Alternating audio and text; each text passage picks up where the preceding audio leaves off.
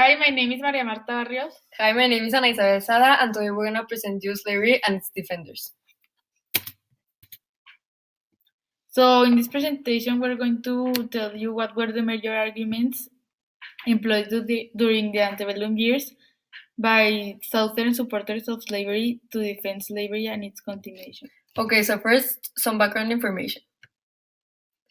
First, in 1807 came the prohibition of slave trade in all of the United States, and then came the Missouri Compromise in 1820, which consisted on a compromise which prohibited slavery from all northern states except for Missouri, which became a slave state.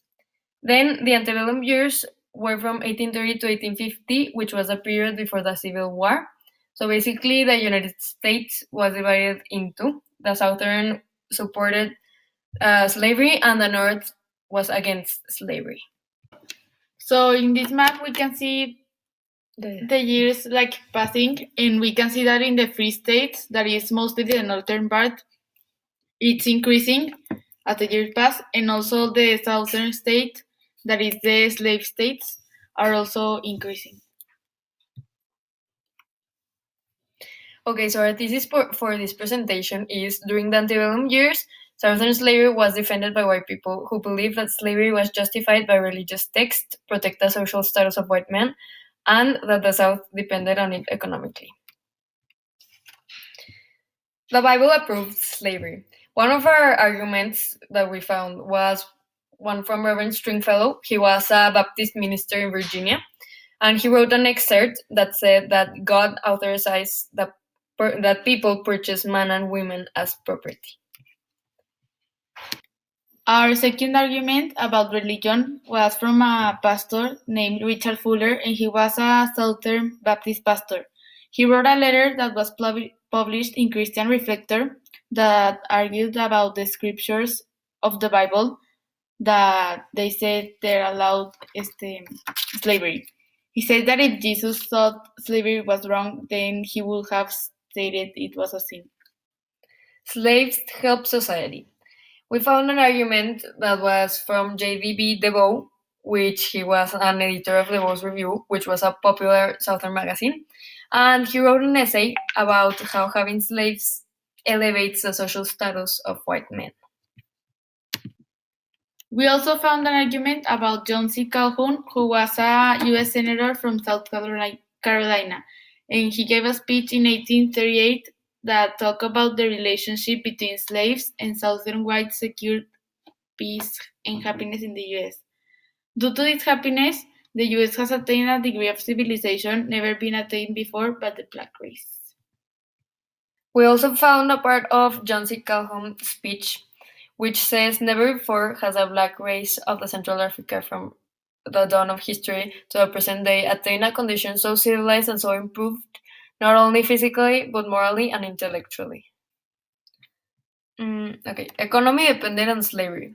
We found an argument from Thomas Dew, and he was a professor at Williams and Mary College, and he wrote a defense of slavery that said, it is in truth the slave labor in Virginia which gives value to her soil and her properties. Take away this and you will pull down the whole system.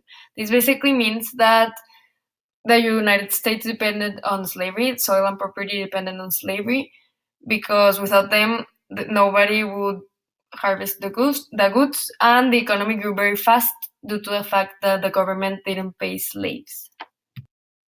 Defenders compared the U.S. with the Greek, Roman, and English great empires because slaves helped these empires to become rich in economy. So we also found another argument on how economy depended on slavery that said if all slaves were free, there will be widespread unemployment and chaos that will lead to uprisings, bloodshed, and anarchy. So our conclusion is that in the south of the United States, slavery was seen as a fair and proper due to important documents like a paper written by Reverend Thornton Stringfellow, an excerpt written by J.D.B. DeVoe in DeVoe's Review, and a defense written by Thomas Dew. All of these documents contain either social, economic, or religious arguments which made even more people believe them. This was because they had more evidence every time, and because of the variation of arguments, people believed slavery was right for different ways. White people didn't want to be last in social class ladder, so they thought this was better. Slavery helped the economy of the United States grow very high and very fast. All of the documents justified and defend slavery because they depended on it. Thank you. So these are our citations for the presentation. Thank you.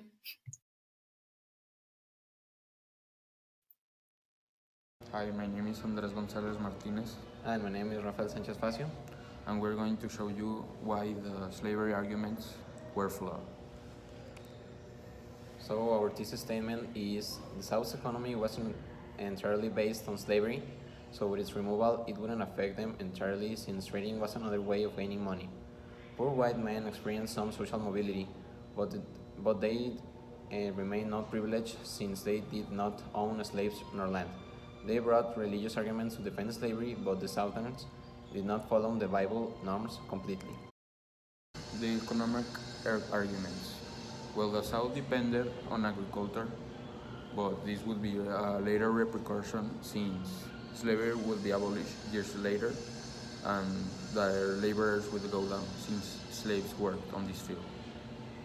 Well, also trade was a beneficial part of its economy, but it was also linked with agriculture, so it would also go down. Then, with the creation of cotton gin, the number of slaves needed to do the work were less, and their working conditions were less harsher. In this graph, you can see that the number of slaves went up even when with the national cotton gin machine, which was a revolutionary machine used to recollect cotton, which was the major crop of the South. With this, you could see how the number of laborers, or slaves in this case, went up with the national cotton production in bales. But instead of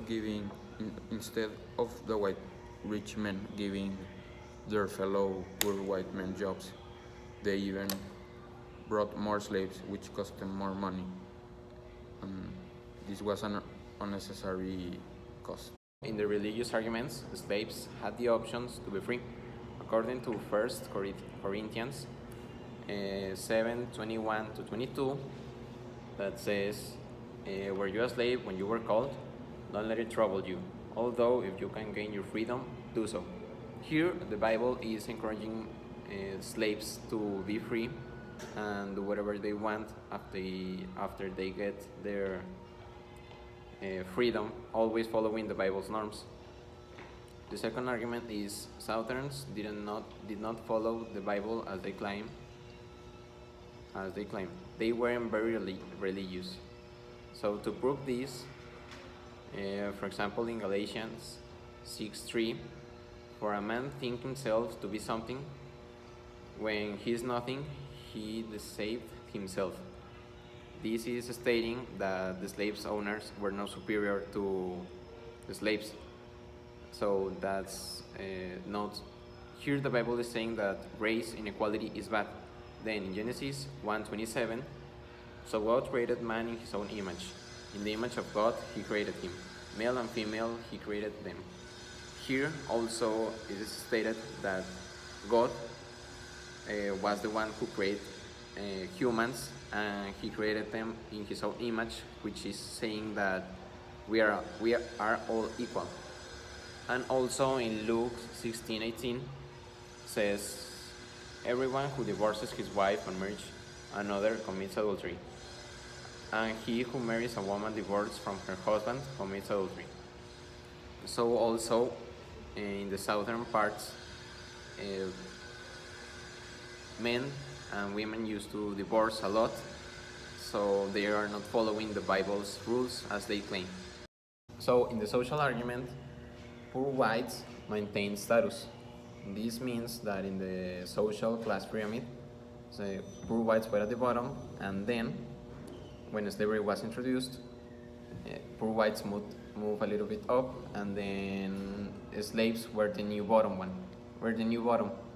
But this is not okay because human rights were being violated.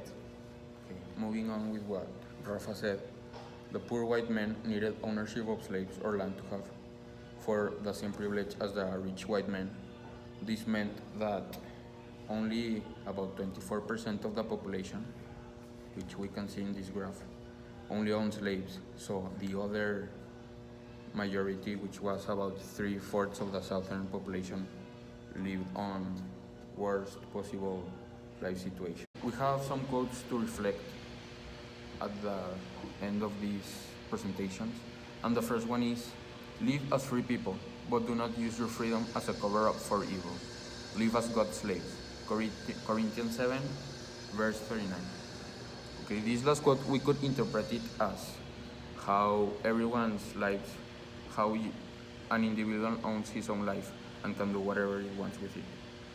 But doing this with others people's lives is bad, since you do not own them. You need to let them have their free will. Then the other quote is, the worst from inequality is to try to make unequal things equal. So what this quote means is that when slavery was introduced to the United States, Americans forgot about what they preached about freedom and human rights, for example, in the Declaration of Independence, and then decided to bring slaves and let them do their job for them, treat them harshly, and other bad things that happened later on. They were trying to create their own rules. So in conclusion, the arguments that defend slavery are flawed for various reasons. In religion, the Bible never specified the treatment that slaves should receive, but their masters used to treat them with punishments as well. The Bible never specified that slaves were property of the masters. Also, we could also go back and relate to what we talked about, which were the norms the Bible stated. The Bible stated that if you divorce, you were committing adultery. If you remarried with another divorced person, you were committing adultery. So in the South, there were many cases of divorces. So you could say they weren't following the Bible thoroughly. in the economy also was affected by slaves. This was not good for the white poor people that were seeking for job, and wealth was concentrated in certain families, as we saw in the graphs. Also, depending only on economy would later affect the economy later on, because they would not have how to trade with other nations or with their neighbors. They also only depended on agriculture instead of seeking different trading or different routes for their economy to rise and help the poorer families in the US. Finally, poor white men didn't receive the same privileges as the wealthy ones, being excluded by society, not because they wanted to, but because they could not get a better life. So slavery didn't elevate the social status of the majority of the population in the antebellum USA. So not owning land or not owning slaves were a really bad case for the poorer families, since they didn't have privileges like voting or owning different things. So, thank you. Thank you.